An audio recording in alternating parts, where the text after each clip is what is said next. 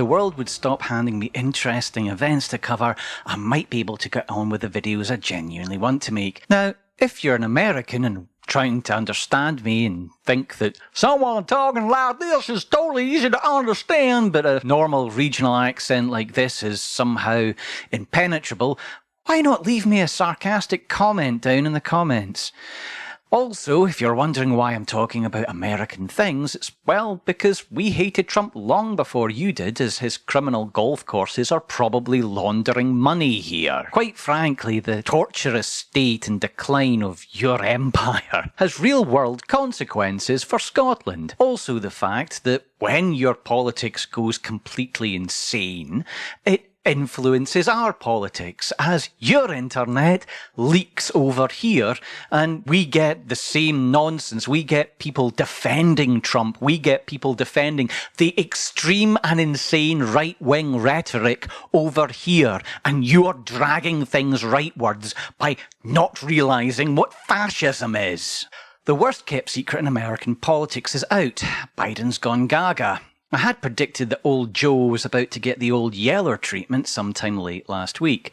Now, I'm not saying I've got any great powers of prescience. It's been obvious that he's been a candidate losing his faculties for ages. The actual problems of changing nomination this late are enough of a nightmare that the Democrats were unlikely to punt him, even though he's a weak candidate. Funding, legal challenges, practical and logistical problems of switching candidates this late is enough of a campaign problem that the conventional wisdom was to try and run with a subpar candidate with the recognition factor of a sitting president with a decent first term. They could absolutely have run the country with him being gaga, they just couldn't win an extremely important election with him being gaga. We survived Reagan entering senility and ascending through right-wing apotheosis to sit in Republican heaven with Lincoln. And it's much for the same reason we could have survived a second term of Biden's dotage. He appointed key people who were competent enough to run the country under the broad strokes of policy direction he was setting. America does not have an autocratic God-Emperor dictator just yet, but it has reserved the option to install and facilitate one. We even survived Nixon's drunken episodes and weird late-night phone calls to just nuke them, because human beings are a capable species and we've learnt a few tricks about keeping a large power structure going, even if the man at the top loses his goddamn marbles faster than a toddler near a drain. When Biden was confirmed the first time for the Democratic pick, I thought it was game over, that we now entered the screwed beyond all hope period of history, largely because he was an appalling public speaker, uncharismatic, frail, hawkish, and had a strange tendency to sniff children's hair. Also, I trust the American electorate and democratic system about as much as I trust a ravenous Labrador around a succulent kebab. Biden's presidency has been a bizarre blend of the absurd and mundane. He stumbled through speeches like a drunk in an early Irish novel, made some absolutely titanic and terrifying high-profile gaffes, which clearly brought his mental state into question. Yet his administration has had significant achievements, such as the American Rescue Plan, infrastructure investments. He steadied the economy and generally put in a workmanlike shift of keeping one of the great crumbling edifices of world power steamrolling along. But let's not kid ourselves. These accomplishments were overshadowed by his perpetual state of confusion on camera.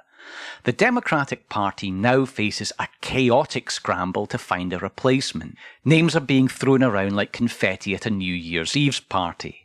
Kamala Harris, the vice president who's had all the visibility of a stealth bomber on a cloudy day, is a frontrunner. Gavin Newsom, California's governor, the all-American white bread clone, is another possibility. And let's not forget Bernie Sanders, the perpetual candidate who might just have one more left in him, despite being older than Methuselah. Republicans, meanwhile, are gleefully watching the spectacle unfold. Trump may be currently pretending he's put a muzzle on it, but the geezer of his narcissistic personality is already rumbling, crafting nicknames and insults for whichever poor soul the Democrats choose. The old birther conspiracy levelled at Obama has already been aimed at Harris, despite Oakland, California being on the mainland USA soil the last time I checked a map. Now herein lies the rub. Of all the runners and riders for the Democratic nomination, the most straightforward path for legal and campaign financing considerations is Kamala Harris. There's so much riding in the balance this time around, and there is historical precedence of total chaos replacing a nomination this late in the game. In fact, Joe took it to the wire of being a legal nightmare, with taking so long to decide if he should shit or get off the pot. The Democrats will be exceedingly keen to sort this quickly and avoid an internal bun fight over the issue. The reality of the situation is Bernie is almost likely to sit this dance out, but chaos is a ladder, and politicians are nothing but snakes intent on climbing the tree, and other runners may make a play for the big seat. One small mercy, one tiny crepuscular ray of hope breaking through the clouds of Mordor, is that Hillary seems to have more sense than to dive wildly for the controls. I'm Plague Dr. Jim, signing off as the angry revenant of Hunter S. Thompson keeps appearing in my peripheral vision.